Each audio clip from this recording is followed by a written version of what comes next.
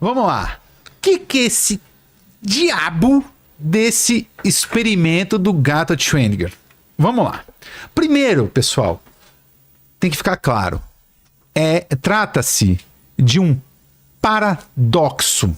É um paradoxo. Não é um elemento que compõe a teoria. É um paradoxo. E paradoxos são elementos que vêm para criticar a teoria. Então, o Schrödinger propôs esse experimento, que é um experimento mental, ninguém fez nada com gatinho, tá? Para criticar a interpretação de Copenhague, ou seja, a interpretação probabilística da mecânica quântica. Então, vamos lá, que daqui sai muito suco. Vai lá. Então imagine o seguinte, imagine uma caixa extremamente tecnológica que uma vez que você fecha, você não consegue saber de nada do que está acontecendo lá dentro. Só que antes de você fechar a caixa, você vai colocar nesta caixa um átomo radioativo, tá ok? Que pode decair a qualquer momento. Então, tipo, átomos radioativos, eles são átomos que, com o tempo, eles podem decair e se transformar em outros elementos químicos. Isso é a base aí para energia nuclear e tudo mais, tá? Energia de fissão e etc. Aí. Beleza. Então, imagine posto sobre essa caixa um átomo radioativo, beleza? Que pode cair a qualquer instante. Nessa mesma caixa é colocada uma coisa que nós chamamos de contador Geiger, que pega justamente, ele é sensível à radiação, tá? A esse tipo de radiação, então ele é acionado toda vez que esse átomo ele decair. Beleza? Pegou. Então tá, o átomo, uma vez que ele decaia, vai acionar esse contador Geiger. Conectado ao contador Geiger, nós temos um martelo que, uma vez que o contador Geiger for acionado, faz com que o martelo caia sobre um frasco de vidro que contém um gás venenoso. Beleza? Então, tá feito o aparato. Todo o aparato tá aí. Então, o que o Schrödinger fez? Então, ele imaginou, vamos colocar então o gato lá dentro e fechar a caixa. A questão e o grande ponto é o seguinte, você tem, por um lado aqui, o átomo radioativo, que é um ente quântico. Então, dentro de um intervalo de tempo, eu nunca vou conseguir dizer, uma vez que eu não esteja fazendo nenhuma medida sobre ele, se ele decaiu ou não decaiu. Na verdade, e de fato, como a gente está falando de mecânica quântica, este átomo ele vai se encontrar sob um estado de superposição quântica. E o que é um estado de superposição quântica? Basicamente é o seguinte, no caso do átomo, eu vou dizer o seguinte, se eu não estou fazendo a medida, veja, se eu não estou fazendo a medida, se eu não estou ali medindo, a caixa está fechada, eu não estou medindo, o átomo, ele, dentro de um intervalo de tempo, eu só posso dizer que ele decaiu e não decaiu. Não é ou não decaiu, é e não decaiu. As duas possibilidades coexistem. Por isso que a gente chama de superposição. Isso está relacionado àquela questão da função de onda. Existe probabilidade dele ter decaído dentro do intervalo de tempo e uma probabilidade dele não ter decaído dentro desse mesmo intervalo de tempo. Então, só que dentro desse intervalo de tempo, essas duas possibilidades, elas simplesmente coexistem. Então, se essas duas possibilidades coexistem, eu sei que se ele decaiu, o contador Geiger foi acionado, fez o martelo cair sobre o frasco de vidro e escapar o gás venenoso e matou o gato. Então, se a caixa está fechada e esse ente quântico decaiu e não decaiu, encontra-se sob esse estado de superposição, o gato estará vivo e morto. Eu não disse ou morto, eu disse e morto. E isso é um paradoxo. Por que isso é um paradoxo? Schrödinger criou isso para criticar a interpretação probabilística da mecânica quântica. Por quê? A gente só pode falar em interpretação probabilística a entes que são quânticos. O gato não é quântico. Olha lá a imagenzinha do gato. Aí, ó. É exatamente isso aí. O gato, ele não é quântico. Eu não posso dizer que o gato está vivo e morto. Então ele fez meio que chacota com a física quântica. Por outro lado... Ficou tão famoso isso, né?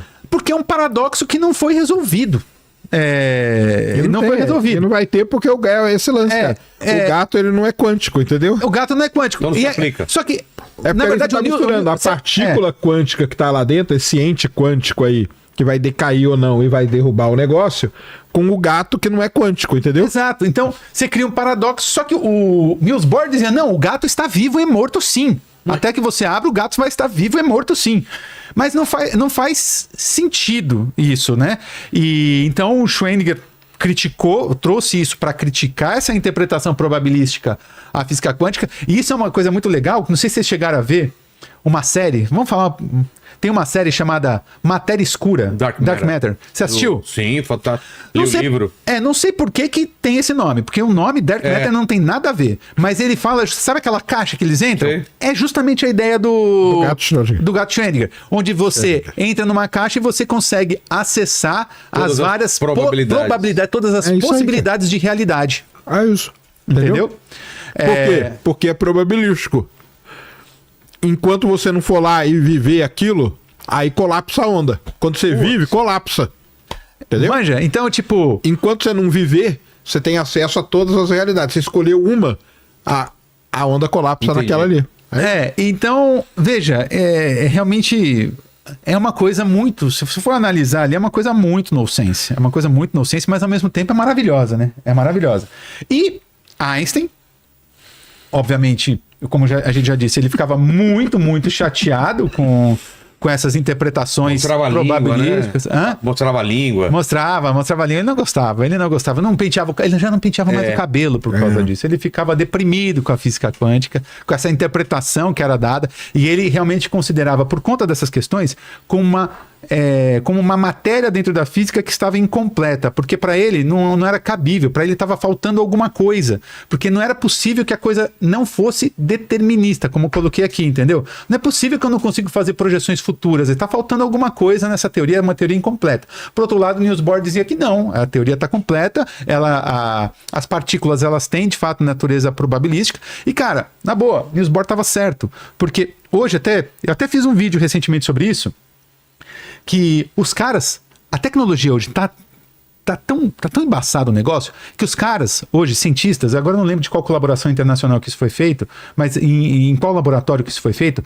só que eles pegam um ente quântico, um átomo, por exemplo, um átomo de rubídio, tá? Eles levam esse átomo de rubídio a uma temperatura tão baixa, antes de fazer a medida, qualquer medida, eles levam a uma temperatura tão baixa que os caras conseguem observar esse estado de superposição. Eles conseguem observar, eles conseguiram observar recentemente, num experimento, eles conseguiram observar um estado de superposição quântica de um átomo de rubídio por 23 minutos, o que é um recorde. Ou seja, realmente, isso acontece de fato. Mas se fosse possível para eu ver, o que eu estaria vendo? Ali no caso... Qual que é a imagem? Eu não vi imagem. Eu não vou saber te dizer qual que é a imagem exata que os caras veem. Realmente eu fiquei curioso com isso. Eu procurei no artigo ali, eu não vi qual a imagem. Mas só para ficar claro, o que é essa tal superposição quântica? Eu joguei um outro exemplo que ficou legal uma vez, que foi o seguinte. Imagina você e um amigo seu, certo? Você está do lado de fora de um quarto com a porta fechada e seu amigo está dentro do quarto. Tá? Certo. Para você que tá desse lado aqui, fora do quarto, com a porta fechada, para você, o seu amigo ele pode estar em qualquer posição possível dentro daquele quarto. Para você, ele pode estar em qualquer posição. O banheiro pode estar no quarto, pode estar deitado, pode estar em pé. Em qualquer posição. Só que agora imagine o seguinte, se seu amigo fosse um ente quântico, não é que ele pode estar, ele vai estar em todas as posições, ele estará em absolutamente todas as posições simultaneamente, até que você abra a porta e veja onde ele está. Ele tem a probabilidade de estar em todas as posições. Não é que ele, e veja, não é que ele está, ele tem a probabilidade de estar. Mas aí acaba sendo, porque, por exemplo, ele tem 10% de chance de estar deitado, 12% de chance de estar de pé. Ele tá sentado em pé. Pra você que tá fora, cara. Pra você que tá fora. Mas ele não tá, ele tem a possibilidade de estar. A probabilidade.